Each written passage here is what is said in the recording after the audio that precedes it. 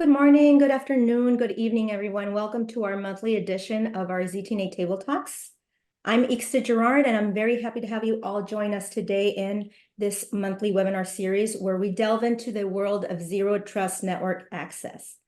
Today's session is titled Thwart Shifting Threat Tactics, Shield Internet-Facing Infrastructure, Shrink Attack Surfaces with Universal ZTNA. We will explore this topic in depth, providing valuable insights from our ZTNA experts presenting today, Arlette Hart, VP of Threat Advisory Services, and today covering for Jim Anthony is Justin Yentile, Director of Sales Engineering. Before we kick off, a couple of things to note. This webinar is being recorded and you will be receiving the recording within 24 hours. If you have any questions, you may submit them in the Q&A panel, and we will try to answer them during this live session. If for some reason we don't get to answer your question, someone will follow up with you via email. There is an option to request captions on your menu bar. So if you need translated captions, you may also select that option within the captions request option. Without further delay, I'll pass it over to Arlette.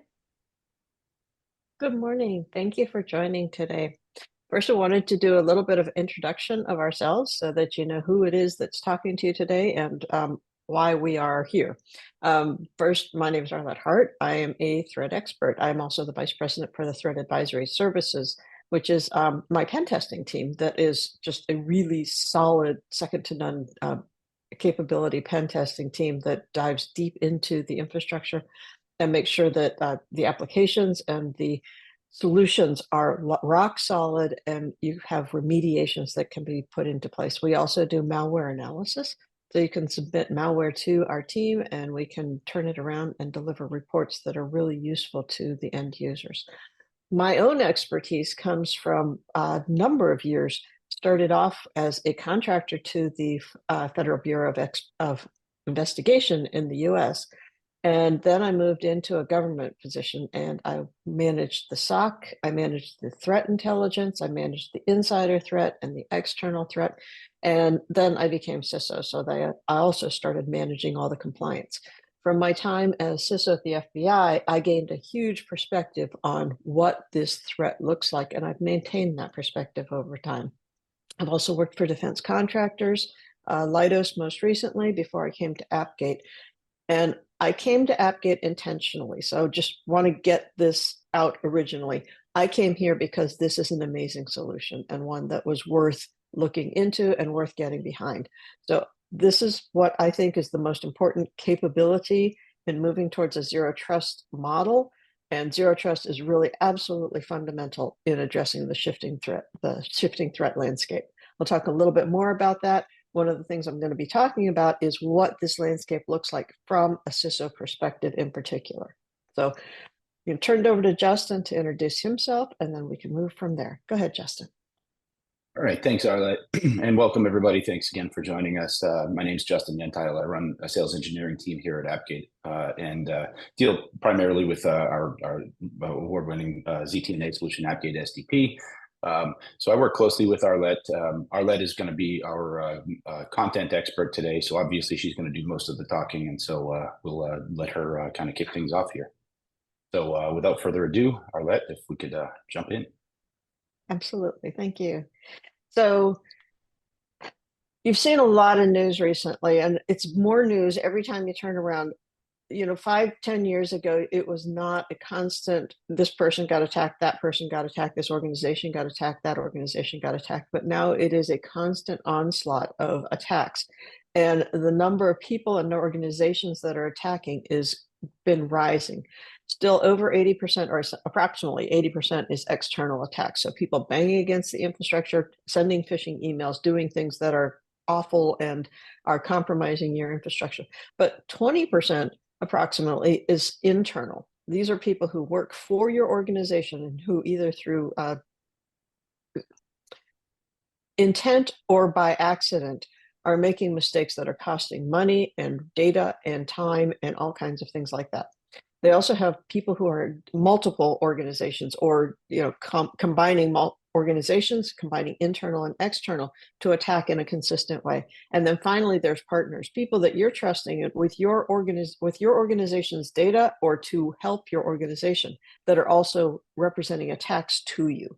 These are hard places to go. The external is like, okay, you expect sort of to be attacked from an external perspective. You don't want to, but it often happens. But the internals and the partners and the combinations, those get really, really hard. That goes to what the core complexity is. We have threats from inside the organization. So these actually mean, what I mean by this is pieces of the organization actually represent threats to us. So you have the insiders. We talked about that real quickly, but we also have systems. Systems exist and they tend to exist in a static environment and need to be constantly updated and constantly maintained. We have constraints. You have only so many people doing things, only so much time to do things, only so much budget to do things, which we'll talk about in a second too. So yeah, nobody has an unlimited budget for accomplishing the security or the other functions that every organization needs. You have expectations. Users in general expect, one, their infrastructure to be secure, but then also for it to function at a level that is pretty much comparable to the most sophisticated level of IT that they use. So they expect their work environment to work pretty much like their phone environment or their gaming environment or something like that. And when it doesn't do that, they kind of look at it like, something's broken here. And then that's blaming the people who own those systems. I think there's budget issues. Nobody has enough budget. So when we talk about risk, and I know you've all discussed risk in your environments and things like that over time, what risk questions mean is, what do I have to trade off in order to reach a certain level of functionality, security? And risk, by the way, does not only reach cybersecurity. Risk is across the organization. Your organization has to be able to make enough money. Your organization has to be able to manage its money properly or accomplish specific goals. Those things cost money. Cybersecurity is one of the budget issues that goes into that mix, but it is not the only one. So what this means is that you are able to be exploited from the inside because you have limitations on all of the things that you are able to do. And you have people who are inside your organization with mixed motives. Some of them are, really gung-ho and think that we should do exactly what we want to do. And some of them are like, why am I working here again? And this is not new and different. Every organization has that same mix of people. Then you have external threats. These are threats that come from outside of the organization. You have actors who wish you harm or just want to get your money or want to get your data or want to get your IP, or PII or IP, whatever data it is that they're looking for. These are external threats. They don't come from inside your organization, but they look for ways to get information. They can look at the organization. They can pound on it from the outside, sending bots to go see where your vulnerabilities are. They can social engineer your organization. Excuse me, I'm sorry. They can look for different ways to get in. They can use indirect ways or direct ways, but these are external threats to your organization. Your internet-facing assets is one major part of that. Remote access is another major part of that. These are all pieces that your organization itself is exposing itself to external threats. And these all link to vulnerabilities. These are actual exploits. CVEs, you've heard CVEs, and those are actual exploits. They're users who are not doing what they need to be doing.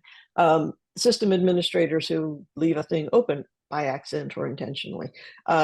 End users who want to have escalated privileges, actually or intentionally, or just by accident.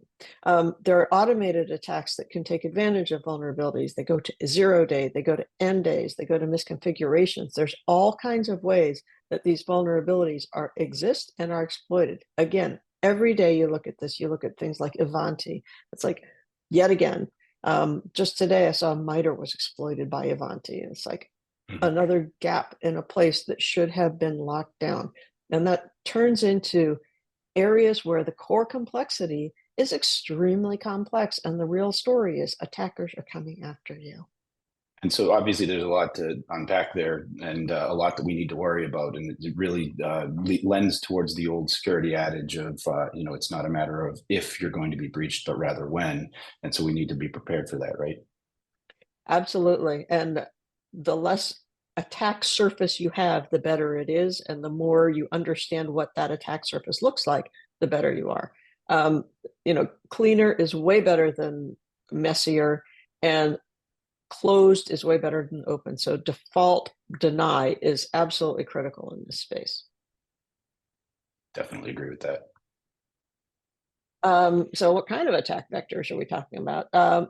So this is a total of the 100%. So when you look at this, you're like, oh, well, that one went down. No, it only went down as a percent of attack surface, because the denial of service clearly has exceeded everything else over time, at least in 2021, and it's like going down a little bit in 2023.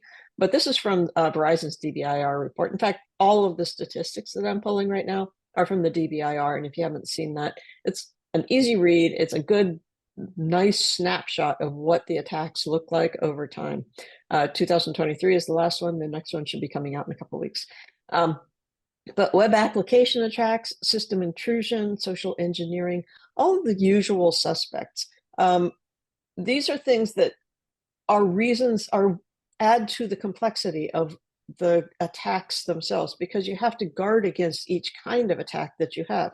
Social engineering has been a major attack vector over the years, because if you get into the social engineering piece and you get into the person's infrastructure through that, you gain access to whatever they have access to. So it really is a multiplier. If you do something from the outside, you can get to the next thing from the outside, but it's a little harder if you have a decently locked down, again, zero trust, lockdown infrastructure. But even with social engineering, if you have a good lockdown infrastructure and have a good zero trust story in place, you are not just expanding the scope. With old-fashioned, hard outside but soft inside, your social engineering could really do lateral movement really quickly and very, very dangerously. Yep. And with regards to obviously going back 6 or 7 years, or probably even longer than that, we can see that denial of service attacks kind of lead the way here. They're definitely the most prevalent of types of attacks. So obviously, kind of minimizing the potential attack footprint and the attack vectors there becomes very important, so that we can minimize the costs associated with DOS attacks. And one other piece of DOS is that often they mask other attacks also. So when you get one attack that's like overwhelmingly loud, you can just pretty much guarantee that there's other attacks that are going on in the middle of that. So they're not just one, there's multiple attack vectors that are being used simultaneously to get to the information that the attackers are looking for. So when you have an extremely complex organization, and most organizations are, and they're increasingly complex over time, and the complexity itself enables the broad range of attacks, because, well, for a couple of reasons. One is you have to protect more things when you're more complex, and you have to have more levels of expertise.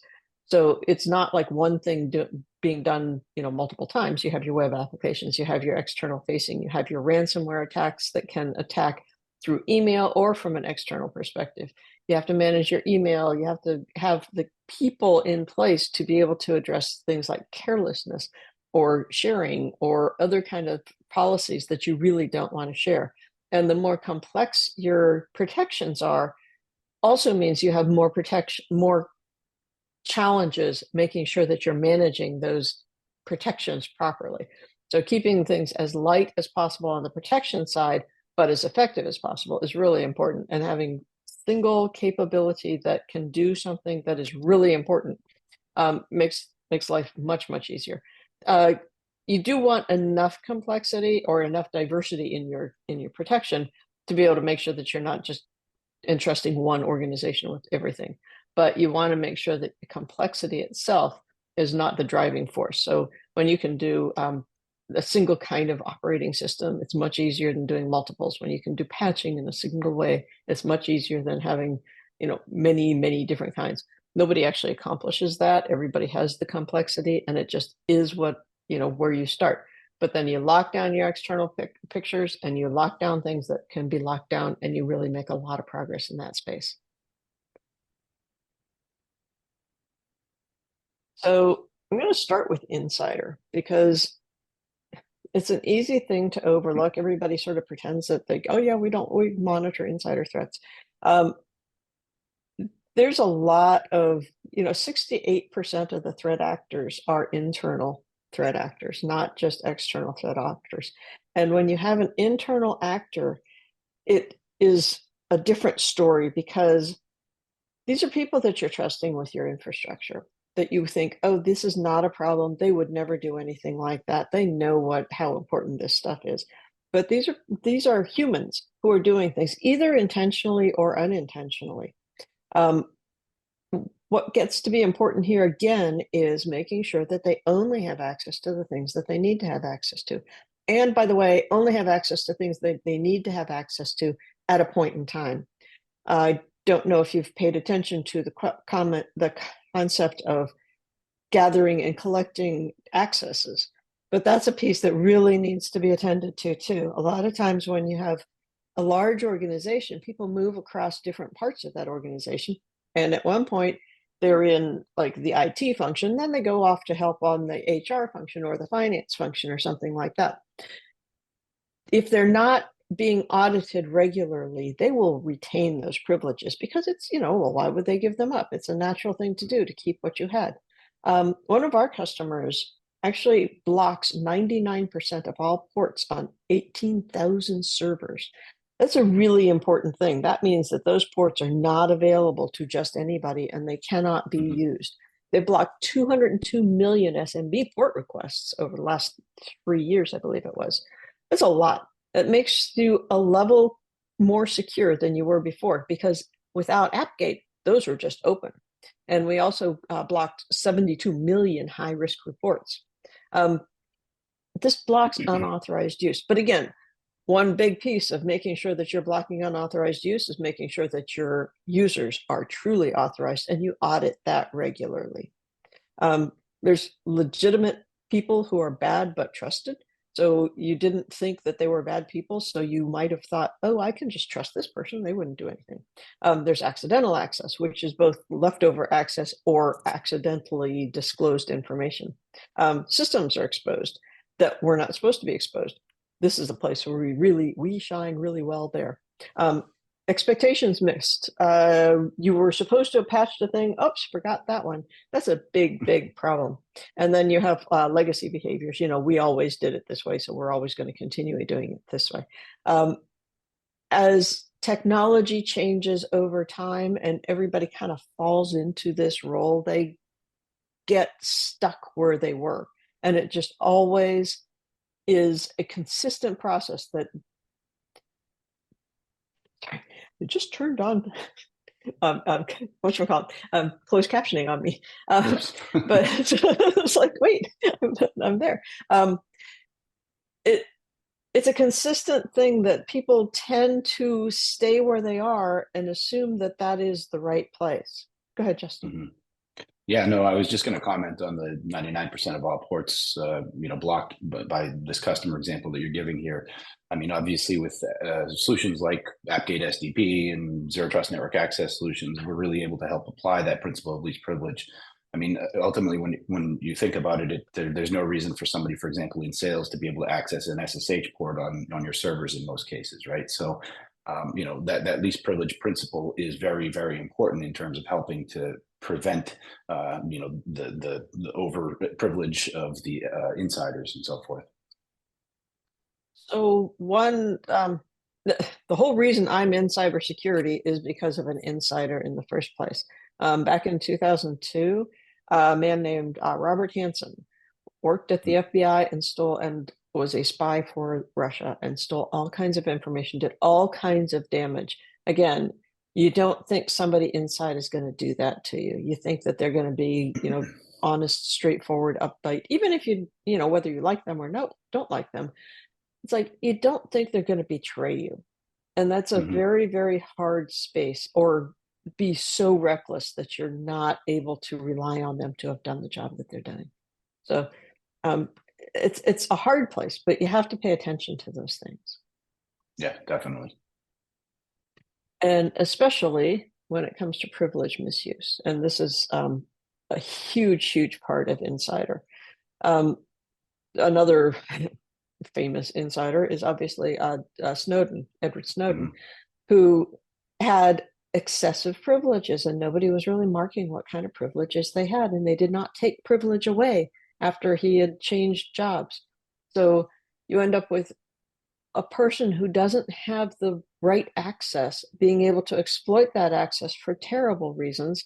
And they have, financial gain, they have grudges, they do espionage, depending on, your organization. And some people just do it for fun, oh, look what I can do. That's not a great answer to being able to your company, because you really want your company's inside people to be on the same side as your company itself, or what organization it is you're with. Yeah.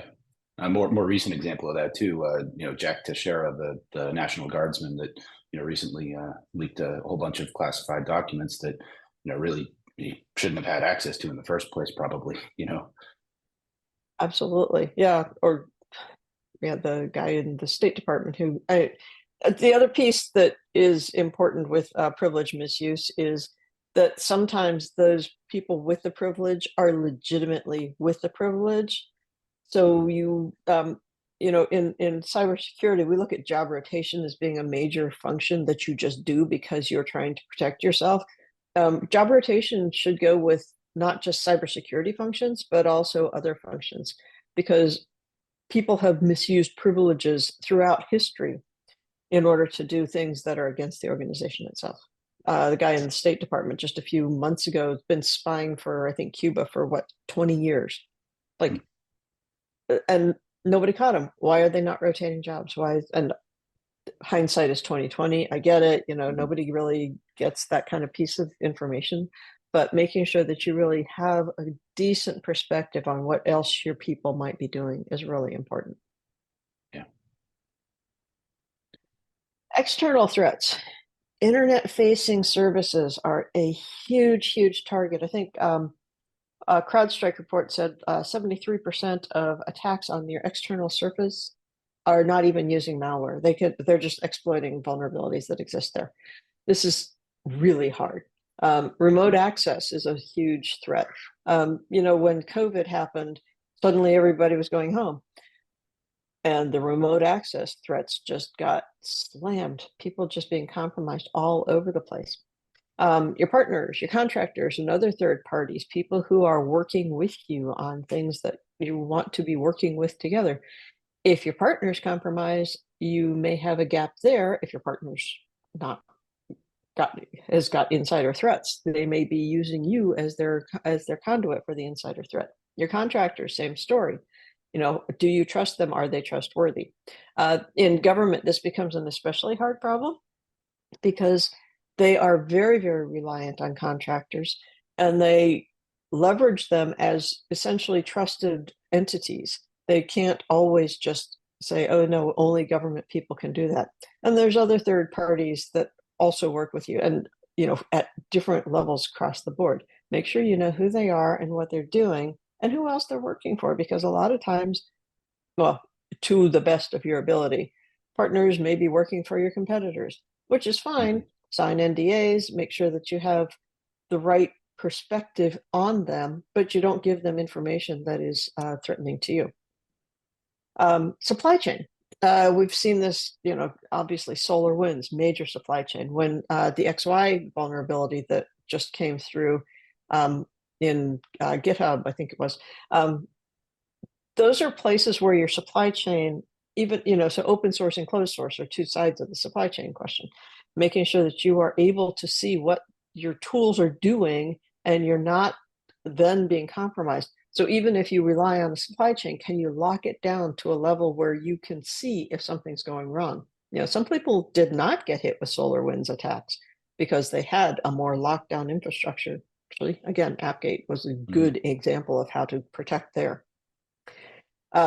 Your organized groups from cybercrime, from the whole pirating kind of model that is going on right now, that is financially motivated or revenge motivated or being pseudo supported by various and sundry nation states who are their own threat model. And then you have the hacktivists and lone attackers and people who are very concerned about social causes and things like that. These are all external threats. And it doesn't take a specific reason for you to be a target on a lot of these things. You are just a target because you exist, or somebody said something about you, or somebody perceived something about you. It doesn't mean that you've done anything, but you're still able to be a target there. Definitely. And I think that, as you talk about these external threats, the reality is that most organizations are not going to be able to completely remove any externally facing services, right? You're going to have things like public web servers and partner portals and, things like that are going to be externally facing. So we got to take the appropriate actions to make sure that those are properly walled off, and, a potential compromise of one of those doesn't affect or, severely affect the rest of our core network, right? And for things like again, with the partners and contractors and other third parties, it's like making sure that they have exactly the access they need when they need it, and never after they need it anymore. And right. So having the ongoing process of provisioning and deprovisioning in a way that really limits their access to exactly what they need, and make sure that they are really delivering the value, but which is a different story, but never have over provisioned. But the timeliness of provisioning is also important in there, because you're paying people to do a thing. They need to be able to get that access immediately. They can't just do it, oh, about 3 weeks from now, I think you'll have access. They need their access immediately. That's another place that AppGate's really, really good, by the way. Yeah. Otherwise, I'll have Justin talk a little bit about that in a minute. So you see the external attackers, you see the little circle on the left, that means that the external attack is still by far the most prevalent attack. And it is led by organized crime. That's, these are people who are doing things for very bad reasons. They are stealing your money, they're stealing your assets, they're stealing your IP, and they're using that for undermining society in a lot of ways. Obviously, the fentanyl crisis, a lot of the criminal activity along borders and things like that is absolutely organized crime. And the benefit is going to states and other organizations that are, developing nuclear weapons, that are in opposition to the goals of our organizations, and doing things that are, to children, to adults, to just, this is not okay. They have real consequences. And this is really, they are making their money through these nefarious means, and there are very real consequences in everyday life. Other external attackers are end users can be external attackers, nation states can be external attackers, and they all have the ability to do things that are just dangerous to an organization. Yeah. And I know you're going to talk in just a moment here about the attack targets, but I mean, it's, just because of the fact that the external attacks lead the way, it doesn't mean that we should only focus on that. Obviously, we need to develop a holistic security approach to make sure that all of these areas are covered, because some of the most costly vulnerable or attacks rather can be perpetrated by internal employees or partners and that sort of thing too. Because they tend to have more access and better trust. Access. So you tend not to have the same perspective on them. Absolutely. Yeah. So these are the attack surfaces, and see the S and the U and the P and the other, it's like server, user, person, and other kinds of things. So these are what kinds of attacks go against servers and against users and against the people and things like that. So people is the socially engineered attacks. As you go down the path of how are the attackers getting in, social engineering is still a huge, huge surface. It is more expensive than just doing the external web attacks, but its profits are very, very high, because once you get through the socially engineered attack, you have a huge amount of data. And you can do it on a mobile phone, or you can do it on your laptop, or you can do it in your email, or any number of ways that you can start pushing through your attack surface. And when you look at how is a company or an organization being compromised, web application and mail, those are the two top ways that organizations are compromised. And the web application tends to be from an external, mail is obviously from an internal. So using that as your venue or your vector for getting into an organization to compromise their assets.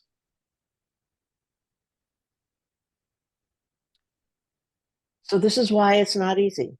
When we look through the cybersecurity story, we have shifting infrastructure. And one of the pieces is everybody is looking for the next best thing. We want something new to be able to replace something that we have already.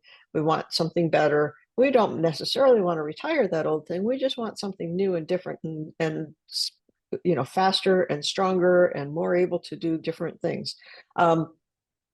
And you're now partnering with people you weren't partnering with before. We have SaaS, which 7 years ago didn't exist at all. We have PaaS, a platform as a service. We have all kinds of capabilities and organizations that we're relying on for a lot of our capabilities, and that infrastructure is also creating risk for us. Legacy systems.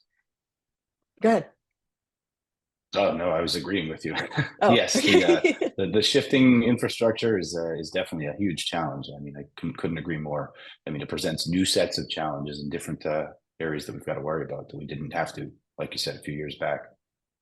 On-prem to cloud, obviously, it's like the speed of change is just increasing and increasing and increasing too. But the legacy systems still exist because almost every organization has legacy systems. Even things that were new 3 years ago are now legacy systems and need to be patched and maintained in a way because they don't stay new.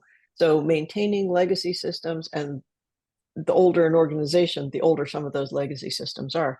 The reason for this, by the way, is because legacy systems have their own infrastructure and their own weight. So they've been there for a while. They do a function that is essential to the organization, but a lot of times they're not like user facing or front facing. And so they're sitting there doing their work in the background, but they cost a lot to replace.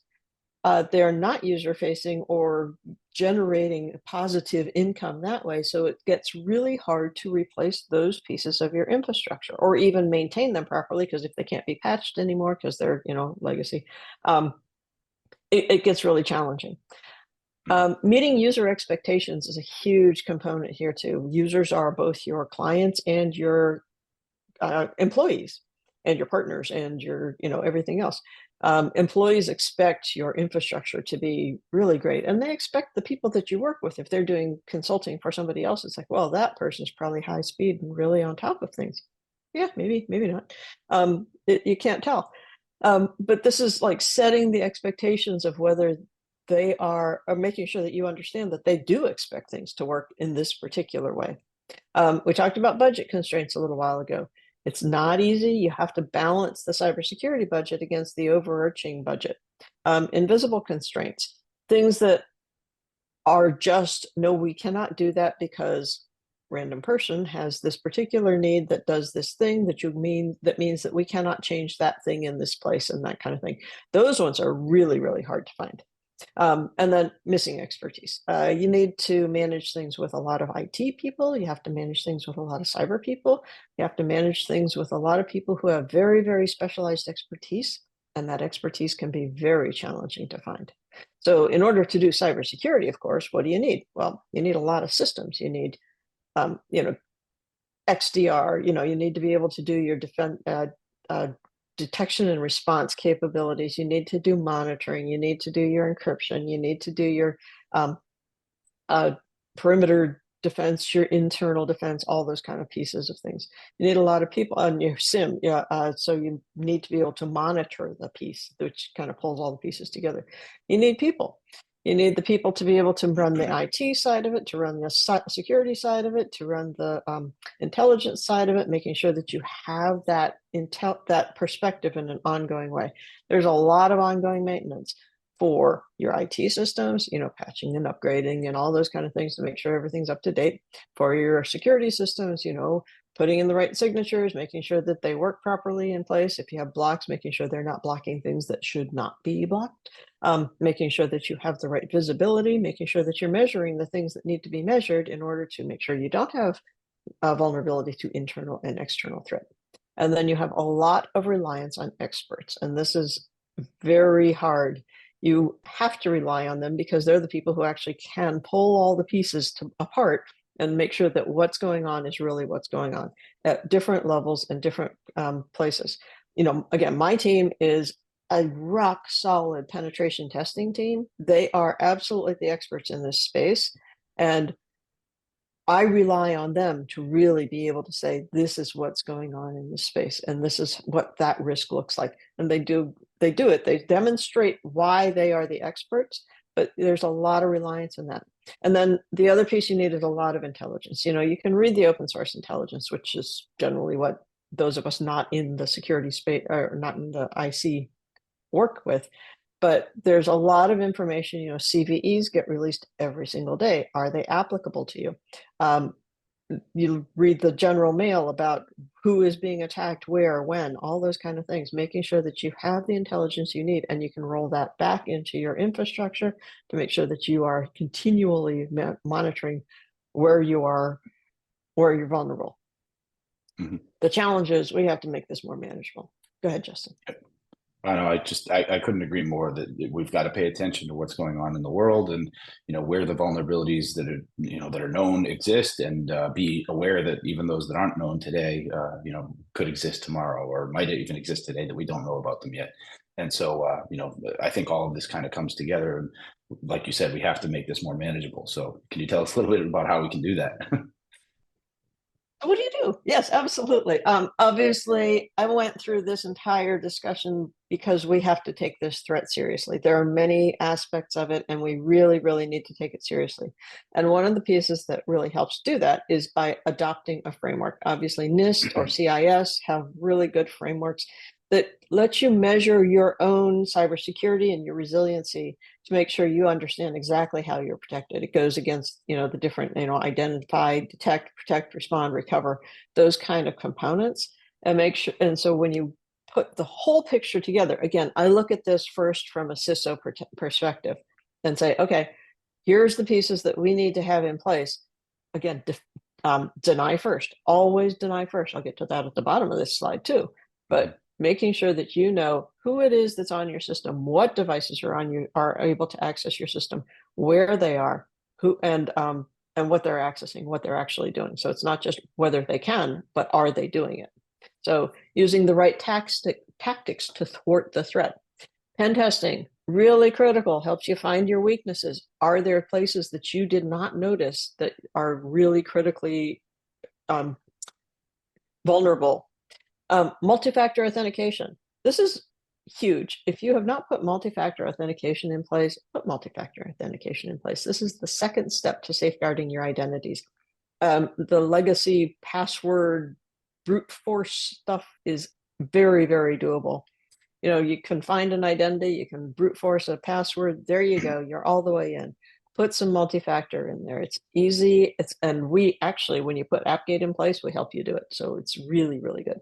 Encryption, in motion and at rest. You don't need your stuff moving in open, out in the open. Don't let people just spy on you because they had nothing else to do. And monitoring, getting all of the data into a monitoring infrastructure so you can see what's happening. One thing with SDP in particular is it uses an unusual or a rarely used protocol. So you can really monitor SDP easily and track what's going on with it. So you can see if something is different and you can see if things are not authorized. It really, really helps. Shrink your attack surface. Again, universal ZTNA, cloaks your infrastructure. If you do not have access to a thing, you cannot see that thing.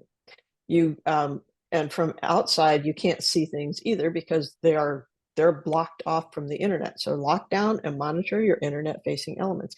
Those places that have to be open to the internet, lock them down.